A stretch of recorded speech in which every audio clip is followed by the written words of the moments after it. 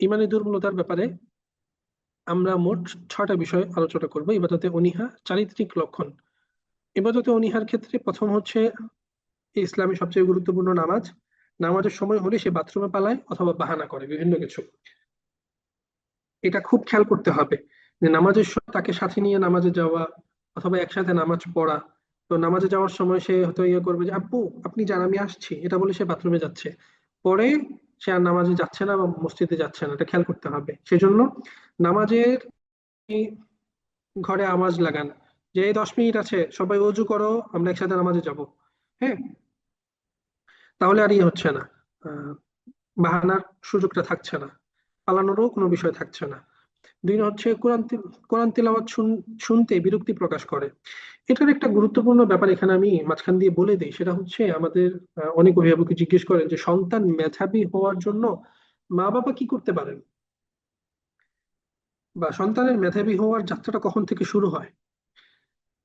সন্তান মেধাবী হওয়ার যাত্রাটা শুরু হয় সন্তান যখন তার মায়ের গর্ভে আসে তখন থেকে। যখন সে মায়ের গর্ভে থাকে ওই সময়টাতে মা মা যদি নিয়মিত কোরআন তেলাওয়াত করেন, বিশেষ করে যখন সন্তানের গর্ভের বয়স 5 মাস তখন থেকে যদি জোরে তেলাওয়াত করেন, তখন কিন্তু সন্তান শুনতে পায়। তো সন্তানকে শুনিয়ে শুনিয়ে যদি মা নিয়মিত কোরআন তেলাওয়াত করেন, তাহলে আমাদের অভিজ্ঞতার আলোকে এবং ওলামায়ে কেরাম তাদের অভিজ্ঞতার আলোকেই জানিয়েছেন যে সন্তান অস্বাভাবিক মেধাবী হয়। আপনারা আজকে থেকে এটা লিখে রাখতে পারেন। এবং এটা তো স্লাইডে নাই, বইয়ের মধ্যেও মেবি নাই, এটা কোথাও লিখে রাখতে পারেন এবং এটা আপনারা পরীক্ষা করতে পারেন। সন্তান যখন গর্ভে আছে তখন যদি মা প্রচুর পরিমাণে কোরআন তেলাওয়াত করেন, বিশেষ করে কোরআন মানে বাচ্চাকে শুনিয়ে শুনিয়ে, তাহলে এই বাচ্চা অস্বাভাবিক মেধাবী হবে ইনশাআল্লাহ। তো সন্তান যখন ছোট কাল থেকেই দেখবে যে মা বাবা কোরআন তেলাওয়াত করছেন, কোরআন খুলে ধরে ধরে তেলাওয়াত করছেন, সন্তান কিন্তু এটাতে অভ্যস্ত হবে এবং তখন তার মধ্যে কিন্তু কোনো বিরক্তির প্রকাশ হবে না। ওই 2 দিন আগে আমি একজনের একটা ভিডিও দেখছিলাম, কোনো হুজুর না, খুবই জেনারেল, দাড়িও নাই, এরকম আর কি। তো উনি বলছিলেন যে আমি আমার বুঝ হওয়ার সময় থেকেই সূরা ইয়াসিন মুখস্থ পারি। কিভাবে?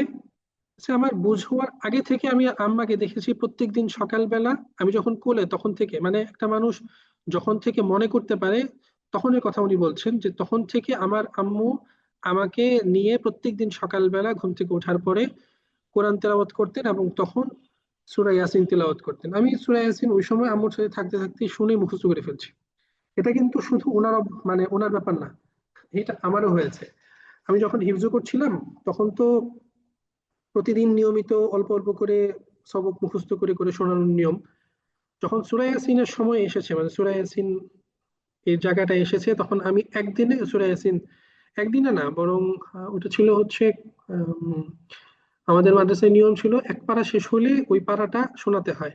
তা আমার মনে আছে যে ফজরের পরে তো এই সবক শোনানোর সময়, তো সবক শোনানোর পরের ওই সময়টায় আমি ওই পারা শুনিয়েছিলাম, 23 নম্বর পারাটা সূরা ইয়াসিনের পরের থেকে 23 পারা শেষ অংশ পর্যন্ত শুনিয়ে ওই সময় আমি উস্তাদজিকে বলেছি যে উস্তাদজি আমি এখন সবক দিব, এখন সবক দিবে, সবকের সময় শেষ। আমি বলছি উস্তাদজি আমার সূরা ইয়াসিন মুখস্থ আছে, আমি এটাকে সবক হিসেবে আপনাকে এখন শোনাতে চাই। তো উস্তাদজি তখন শুনিয়েছেন। আমি এটা কখন মুখস্থ করেছি, এটা আমার শুনতে শুনতেই মুখস্থ হয়ে গেছে। তো আমাদের মায়েরা তো এরকম ছিলেন যে তারা সকালবেলায় কোরআন কারীম তেলাওয়াত করতেন, শুনিয়ে শুনিয়ে তেলাওয়াত করতেন। তো এটা যখন করা হবে তখন দেখা যাবে যে সন্তানরা মেধাবী হবে, কোরআনের প্রতি তাদের শ্রদ্ধা থাকবে এবং তারা নিজেরাও কোরআনের অনেক অংশ মুখস্থ নিজেরাই পারবে, নিজেরা না পড়েও। 3 নম্বর হচ্ছে দৈনন্দিন সুন্নাহ, বিসমিল্লাহ, দোয়া, এগুলো না মানা। এই ব্যাপারগুলো দেখা যাবে যে আপনি আপনার সন্তানকে বলবেন খাওয়ার আগে যে হাত ধুয়ে আসো, সে হাত ধুবে না।